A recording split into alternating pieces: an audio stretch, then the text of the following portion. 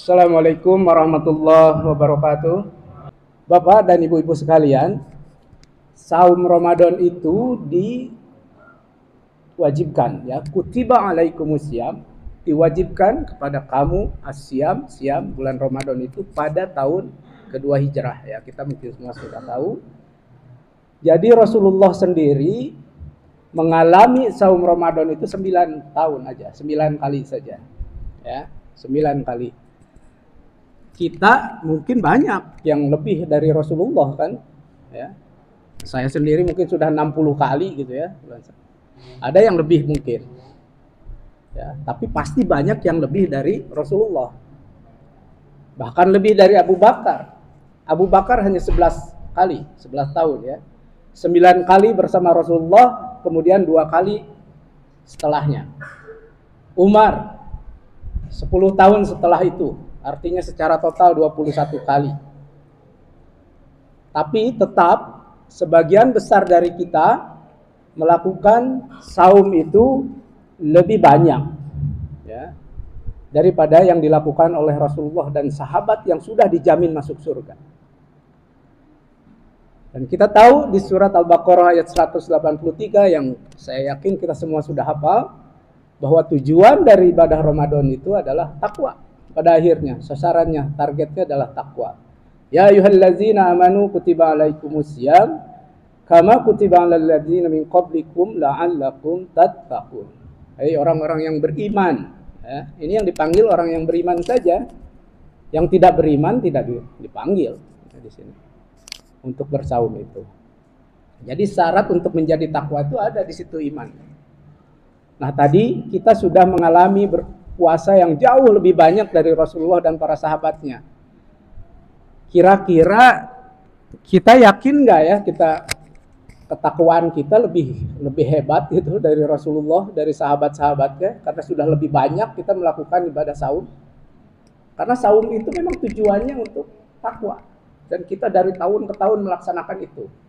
Seharusnya logikanya kan, karena saum itu memang tujuannya adalah untuk melatih ya, melatih keimanan kita sehingga sampai kepada derajat takwa, maka semakin dilatih, logikanya ya begitu ya, semakin dilatih maka takwa itu semakin bisa diraih, ya kan? Kita sudah sampai ke sana nggak? Bisa kita mengklaim ke sana nggak? Rasanya nggak berani ya, nggak berani kita sampai saat ini. Lalu kenapa? Kira-kira apa yang menjadi sampai sekarang umpamanya ya, ada yang sudah 40 kali, 50 kali, bahkan lebih. Tetapi kok rasanya dari tahun ke tahun begini-begini saja gitu ya. Nah, mungkin kita harus kembalikan ya. Yang dipanggil ini adalah ya ayyuhallazina amanu. Dasarnya memang iman gitu ya. Iman dasarnya. Takwa ujung-ujungnya adalah surga. Dan itu harus diyakini ya dengan keimanan kita. Yakin bahwa itu akan diperoleh nanti. Tapi masalahnya kan kita agak susah ya. Memang hanya bisa iman yang meyakinkan itu. Kalau sekarang ketua DKM di sini umpamanya memberikan satu katakanlah iming-iming langsung ya. Coba ini bapak-bapak dan ibu-ibu setiap kali datang ke Masjid Al-Jihad ini, yang hadir taraweh sekali datang 5 juta dikasih. Kira-kira penuh nggak nih? Penuh kan? Padahal surga itu tidak terbandingkan dengan uang 5 juta sebetulnya. Jauh.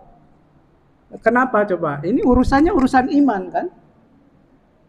Karena iman itu sesuatu yang nanti bisa dilihat setelah kita meninggal.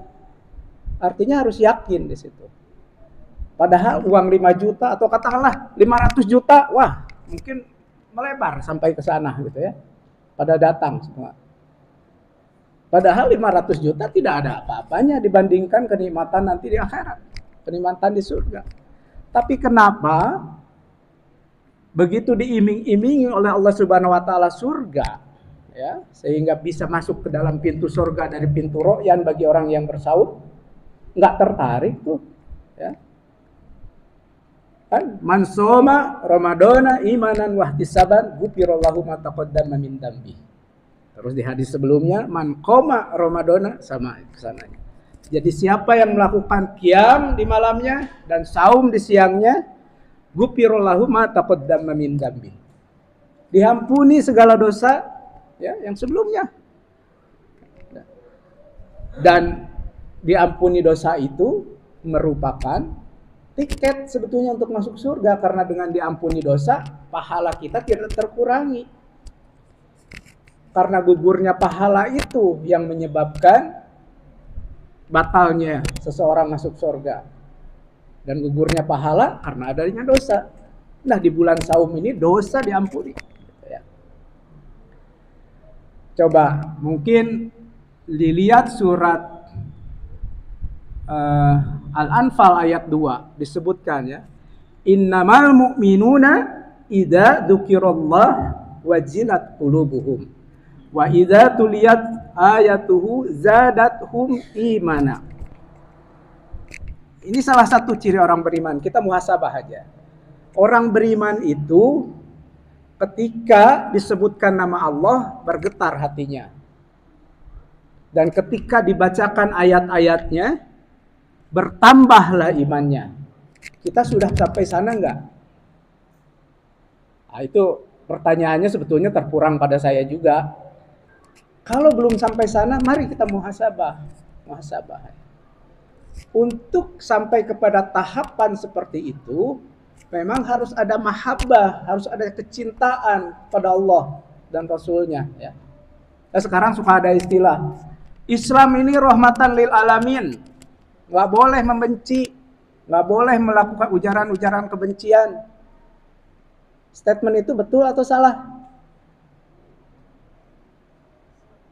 Bisa betul, bisa salah. Ya. Artinya sebetulnya kalau secara serampangan ya salah. Tetapi benci itu terjadi karena justru ada kecintaan.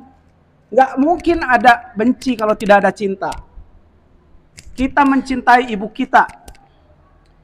Kita mencintai anak kita. Begitu ibu kita disakiti, dihina oleh orang lain, apa kita tidak marah? Kita balik benci, kan?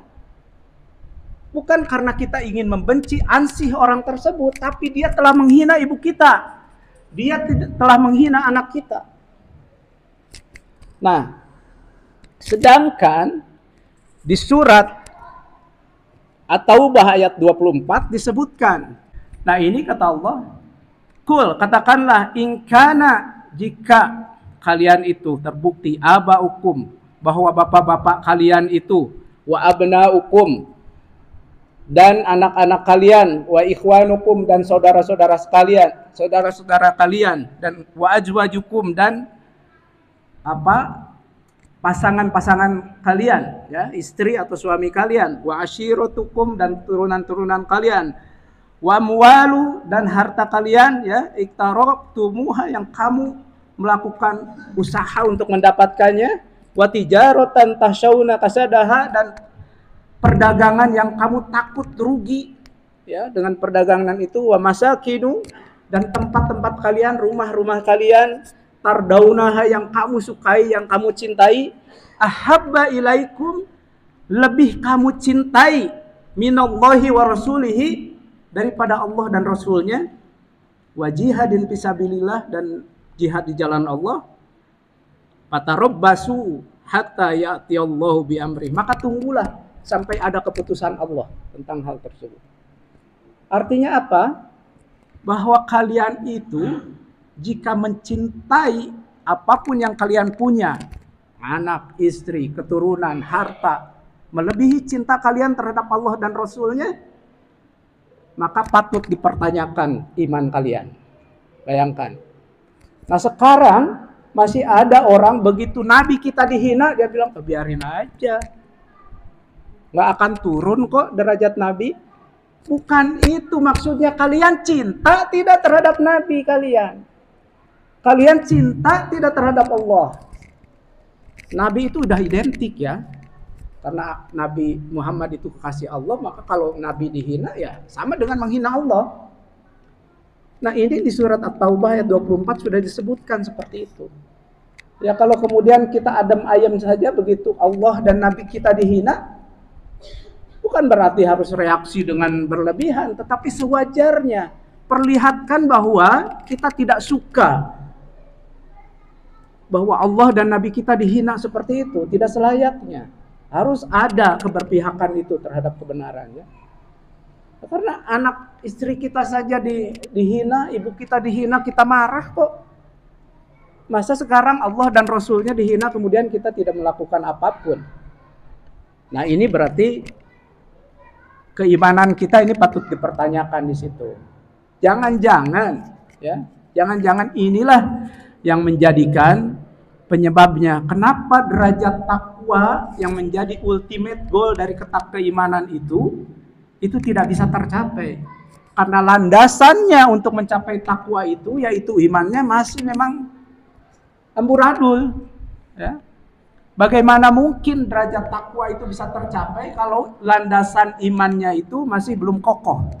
Sama dengan kita membangun rumah, fondasinya masih lemah, maka rumah itu suatu saat akan roboh juga. Itu yang terjadi. Jadi takwa itu goalnya, ultimate goal, dan ditempuh atau dicapai dengan keimanan. Jadi mari kita menata iman, ya, menata iman kita untuk mencapai ketakwaan, supaya setiap tahun kita melakukan saum itu, derajat saum itu atau tujuan saum itu tercapai, ya, tercapai oleh kita. Karena jangan sampai kita termasuk ke dalam orang-orang yang merugi. Kamin shaimin laisa lahu min syamihi ila ju'mal atas. Jangan sampai kita termasuk orang, akan banyak sekali orang yang melakukan siam tetapi tidak akan mendapatkan apa-apa kecuali lapar dan dahaga. Billahi taufiq wal hidayah. Wassalamualaikum warahmatullahi wabarakatuh.